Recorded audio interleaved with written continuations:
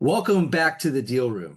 Today's guest is Valerie Peck. Valerie has spent decades helping organizations better understand the people who ultimately determine their success, their customers. Her work sits at the intersection of customer intelligence, psychology, technology, business strategy, and organizational growth. Throughout her career, she helped companies move beyond simple customer satisfaction surveys and started using customer insight to make strategic decisions that impact profitability, customer retention, innovation, and long-term growth. Today, we're discussing customer intelligence, AI, leadership, entrepreneurship, and why some companies are thriving while others struggle despite having access to the same customer data. Valerie, welcome to the show. Thanks. Glad to be here. That was quite a mouthful. I try to make sure everyone has a great background understanding of what your capabilities are. So in our previous talk, you described your career of somewhat circular, which each experience built upon the last. Walk us through your journey and how it led you to focus on customer intelligence. Yeah. Interestingly enough, things get offered up, right, as you go through. I started working at 13, where I started my first company. I showed horses internationally, and there had to be some way to fund them. So I started a little company that helped people dress up their horses. If you ever look at the little plates on their necks, that's what I did. And that ended up, interestingly enough, helping me put myself through college and graduate school. And I started out my education thinking that psychology was the place I really wanted to be because I'm just fascinated about what people are thinking and doing and feeling. So you'll hear that again a lot as we go through. And I started out in psychology and realized that, there wasn't any money in this. So I looked around and said, what's close to that? Well, marketing is really psychology you get paid for. So I started out and am really interested in how things work. So I landed up in technology, and my first jobs were with companies like Pac Bell and AT&T. And when I say I'm circular, I literally mean circular. I worked for AT&T 3 times, and then the company I worked for after at KPMG, I worked for them 3 times across my career. So I either kept my word sweet or I did something right, or a combination. So what continuously bubbled up in all of my jobs was this thing that I call psychology meets technology. In technology, you can have things like CRM systems, databases, all of that type of stuff. And if you understand how they work and how they can work to help you drive revenue and customer engagement, then you've got pretty much the nut that you can open and layer and keep working on to get your results of more revenue, more engagement, and higher customer satisfaction while you're doing it. So over my career, I've been a consultant as well as a software vendor and a hardware vendor, because those are the different ways that you can do levers to do that. So I was a partner at a little boutique called Peppers and Rogers, which did what we call one-to-one marketing. Highly recommend the future of one-to-one marketing or being digital, because back in 1999, we were still doing this with Excel spreadsheets and really heavy lifting, as it were. Now AI does it all for you and saves an amazing amount of time, but we'll get to that in a minute. So as a partner there, it was an amazing little boutique. We had people who were all brilliant, coming from different areas of agency work, technology work, big consulting, small consulting, and we all circled around. If you can really understand what people are thinking, feeling, and doing and act upon that, then you're a success. That company, unfortunately, did a few blips during the dot-bomb era, and I started out on my own in a little consultancy. And from that time forward, I pretty much have been in my own company. It's nice to have control over some of the things, even though you think when you have your own company, you're going to have a control over a lot of things, not so much. And part of that was finding that there weren't tools out there to do what we wanted when we started doing this thing called customer journey mapping. What a customer journey mapping is the visualization of the information of the life cycle of what customers are thinking, feeling, and doing as they go through the process of interacting with your company over time. And what most people do when they look at a company is they look at silos, right? They look at marketing, sales, service, claims, whatever. And they don't look at the tenuous tie between each of those, nor the communications channels as you go through. So we looked at this and said, what could we do? And just about that time, one of my old partners from Peppers and Rogers called up and said, we have a friend that wants to fund a company that does journey mapping and build software.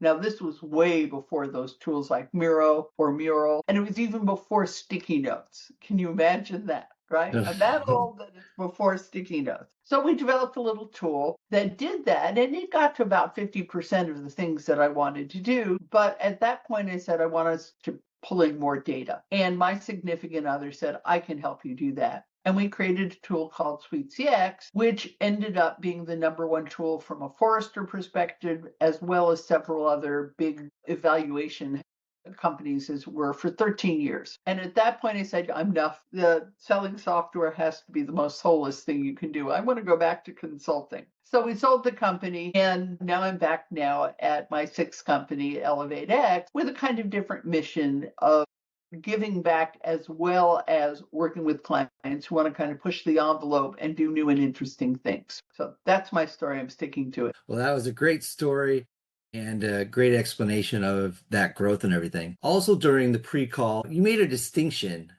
You made a distinction between customer experience and customer intelligence. What's the difference and why should business leaders care? Well, customer intelligence is taking the knowledge that you have about your customers and using it strategically versus looking at the experience somewhat from like an insect on the wall of here it goes, and I'm just going to track what happens.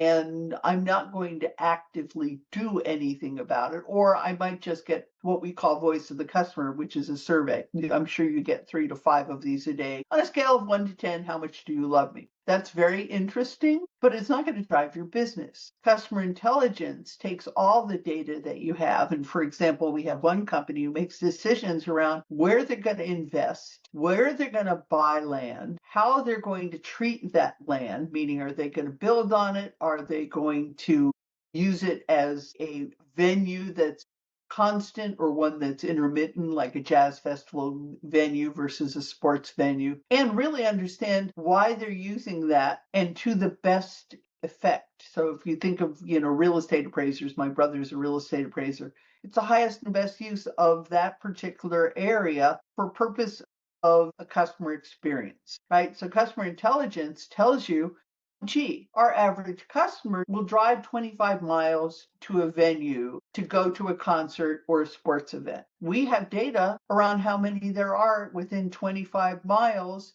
and we can buy all the other data that we need around the general population. And we can see what they go to. We can see what they buy. We can see how much they spend, and we can make good decisions. That doesn't come from typical customer experience work today. That comes from customer intelligence. Okay. Okay. Another thing that caught my attention was your belief that companies collect customer data, like we talked about, but fail to use it strategically. Why does this happen? I don't know.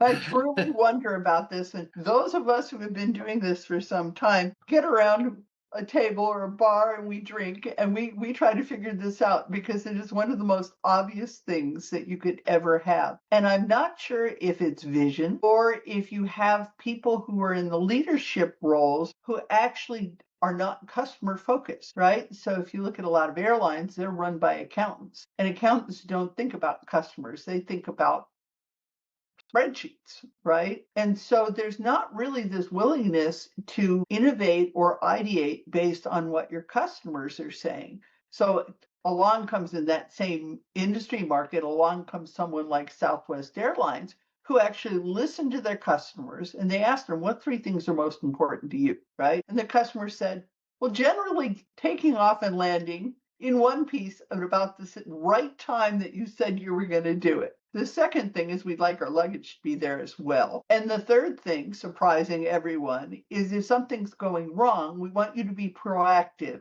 We don't want to wait in a line for 3 hours after something happened. We want to have land, especially if we got status. We want to land if we were late and have you say, hey, we've already booked you on the next flight. Here's a coupon, go have a drink. We're sorry that there's been a delay, right? So all of those airlines who are cutting costs and not doing that, guess who gets all the business? Yeah, the ones that for So sure. it's an obvious thing, but have all of the airlines gone ahead and do those top three things that seem pretty simple? No, they're not. They're serving caviar. They're doing all these other things that really don't matter to the customer because they aren't listening to them. Well, you said not only are they not listening to you, but you made the statement before that most CEOs are terrified of their customers. What do Indeed, you mean by indeed. that? Well, how many customers or how many CEOs do ride-arounds with their customers or go make pizza and serve it up and deliver it like the DoorDash person has? If you really want to understand the experience, you got to do the experience. So most CEOs don't do that. They like staying in their paneled, beautiful offices and having their minions come in and tell them stuff. Well, Mm, how do you know what they're telling you is right? Right. And because most people don't look at the data either. They're afraid of the data about the customer, much less the customer. So it's an interesting thing is that, again, if you look like the people like Walt Disney and the people who are really roll up their sleeves and get out there with their customers, those are the ones that are the most successful because they're actually hearing what that customer is thinking and feeling and doing. And then they come back to the office and say, why aren't we doing these things? At least they're asking questions that are customer focused as compared to, again, being very bottom line focused. okay. Well, let's get to another topic that you've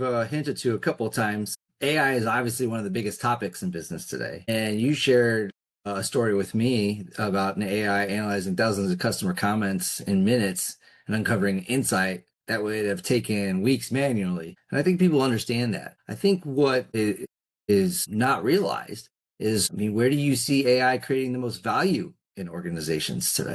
Well, I think it frees up people to do the innovation and the thought and the exciting pieces where the human brain and a group of people can do as compared to some of the rote stuff like evaluating all those verbatims and things like that. So if it's used, and again, it may change, it's changing, but I don't think it's going to replace people who have empathy, who care about their customers, who are evaluating what they offer as their brand promise and how that it's getting delivered at each touch point. AI as a tool is fabulous. It saves thousands of hours of doing all the things that again are the heavy lifting things we used to have to do in 1999. I can now spend time ideating and innovating and doing not just A/B testing, that's a marketing term for, does blue work better than red? I can now actually do pilots and tests and do a lot of different things in market with different groups of people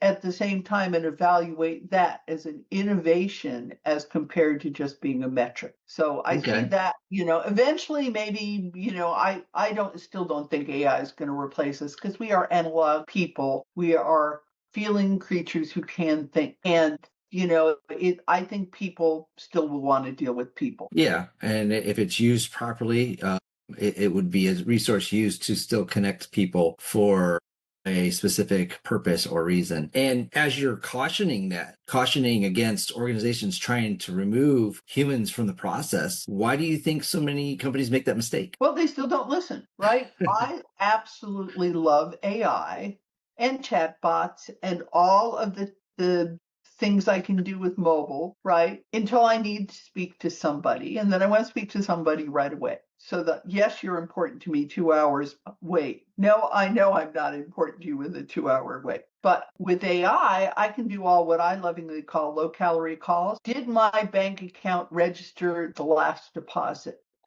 Am I still reserved for dinner? All of those things that you really don't care about talking to someone, right? It's not an experience to get information in a very transactional way. Think of it maybe as the transactional type of things that you do for your everyday life. AI is fabulous for that. And having, again, chat bots and pop ups and calls and all the other things. If you meet, there's kind of a trite term, if you meet me where I'm at, whichever Yeah, channel I'm at, I'm omni-channel. When I sit in front of a computer, I look at the computer. But sometimes I'm looking at the computer and I'm actually on my phone as well. And if somebody calls me, I might take a call as well. So call it getting squirreled. Yeah, I know. But some people are more single modal than others. They're because of need or just because of convenience, they're more mobile forward or whatever. But if you use AI and you do it right, you can tell it what you want and it'll give it to you. Right. Right. So I see AI as being a perfect partner there because it is smarter than a standard chat. Chat, by the way, is the most expensive thing you can do because not only do you have to have technology for wherever you were on the website where you hit chat, and then there has to be a human behind the chat, right? So having frequently asked questions, feeding up AI, knowing the AI knows where you were, knows what you're trying to achieve. It can pop up a size chart. All of those things that are, again, transactional is a great spot for AI. Well, and another thing that you mentioned in our comment was that we're feeling creatures who can't think. What did you mean by that? Who And can how does think. that Right. impact So customer that's behavior? the whole empathy piece, right? Uh, So, if it, especially when there's something either with high risk, right? I'm buying a Ferrari or I'm dealing with my bank account, right? There's a level of trust that you have. And as the level of risk and the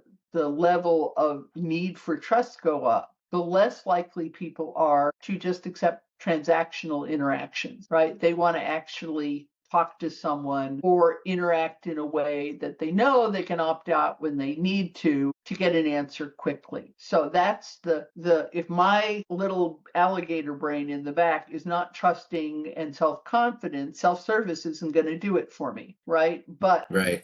I'm Right. confident and I trust because I've looked at something over and over and I can see the consistent way it's interacting with me. And I know that I can hit zero and ask a question, then my trust, confidence, and ability to use tools increases. Okay. And again, I'm So old, so you would assume I'm a boomer, right? If you're 6 and you're growing up with this, right? It's interesting that there is a bit of a swing back of people who want more interactive channels instead of left as they go through. There's a little band of people that are really, really digital. And then after that, if you look at advertising, people like Wayfair are advertising humans coming out and helping decorate. right, right. Well, so you've advised organizations over years and worked with executives across multiple industries. What do you think separates organizations that consistently grow from those that consistently struggle? Well, the ones that grow are open minded. They're willing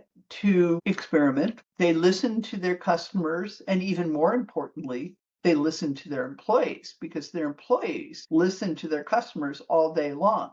Nobody asks the employee about what's working and what's not. Right? They're there on the ground every day. They know your system, so they could say, if only you put on your member ID, they don't have a member ID or something, if only you put your member ID as your social security number, we wouldn't get 3,000 calls a week. Well, why haven't we done that? We don't know. That's So, interesting. right? That's interesting. So between the voice of the customer and voice of the employee and an open mind that is interested in, again, not always customer satisfaction, but growth of what they do based on the brand promise that they have and updating things as they go along, they'll always be successful. The ones that say, oh, gee, we've always done this before and we really don't want to take a risk because it's working okay, are the ones that are going to fall behind because they're going to miss a major trend, or they're going to get disintermediated, say that 3 times, by somebody else who is open minded and says, why are we doing it this way? People want this. We're going to go do it in a different way. Okay.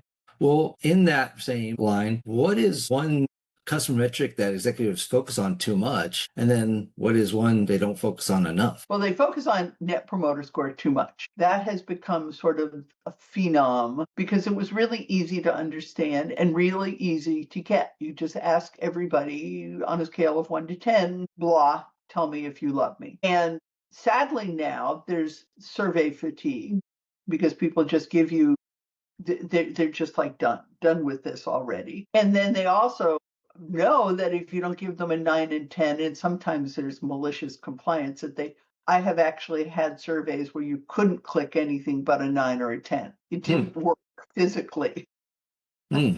Because they're getting paid to do this. So you get malicious compliance, right? And generally, Net Promoter Score is at the end of the entire transaction or it's annual. And it doesn't really do a good job of telling you why you're feeling how you're feeling. Right. Hmm. So from a metric perspective, that is one that is not particularly good. Better metrics are measuring what we call signal metrics. The signal metric is at the point that you have a moment that matters. And what a moment that matters is a decision point. Am I moving forward with this loan application? Am I moving forward or backwards with an opportunity to invest in a house, right? So every interaction, you can move forward, you can move backwards, or stay the same. A signal metric is a metric that actually can measure how many people are going through that gate. And generally, if you can ask them at that point in time what's working and what's not,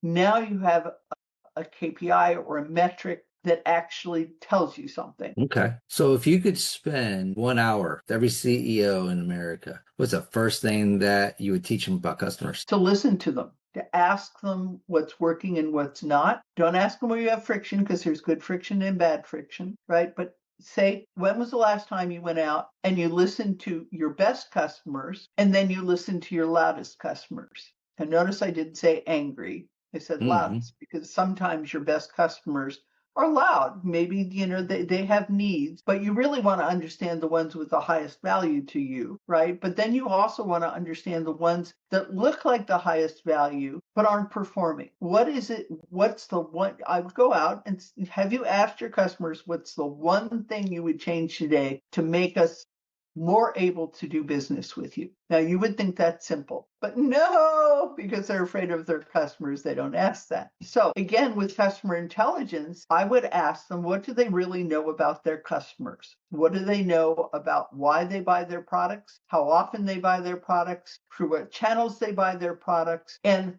how do they spend money? Meaning, do they need loans to buy it, or do they buy it cash? What are the financial means? Because through all of that, you can then understand how to craft what you're doing better. Okay. And for all of our listeners, Simple, what's doesn't it? yeah. Easy is as easy does, right? Simple to explain, hard to do. What advice would you give to all of our listeners out there as they build their consulting businesses in today's environment? Well, one of the things that you should listen to is, again, your inner knowledge about how to communicate. Communicating is probably really important for consultants, and how to, again, be experimental. So be open-minded, be experimental, take the wealth of data that's offered you, and do some more. Do the next step up. As a consultant, you have access to all of these wonderful AI tools out there. Do backgrounds, do competitive studies, do more than what an AI tool would do sitting around alone, because you have the skills and the knowledge to do that. That will differentiate you right away from other people who are essentially, the old joke about borrowing a watch to tell you what time it is. Go the extra mile. If you go the extra mile and you really do understand what the value proposition is from the company to the customer and where you're meeting that value proposition and where they're not, then you will differentiate yourself again. Right? Because that's the bottom line of how people get loyal customers to refer, to grow, and to stay. Valerie, it's an incredible conversation. I really appreciate it. I think one of the biggest takeaways in this conversation is that technology alone isn't the answer. That organizations that will win in the future aren't necessarily the ones spending the most money on AI. They're the ones that understand their customer the best and use technology to strengthen those relationships rather than replace them. If people wanted to learn more about you or reach out, where can they go? Well, you can always come to elevatex.com or email me at vpeck, where Valerie.Peck is probably easier to remember, at elevatexconsulting.com. Valerie, thank you for sharing your experience, insight, and perspective with us today. My pleasure. It's been fun. Thanks for the time.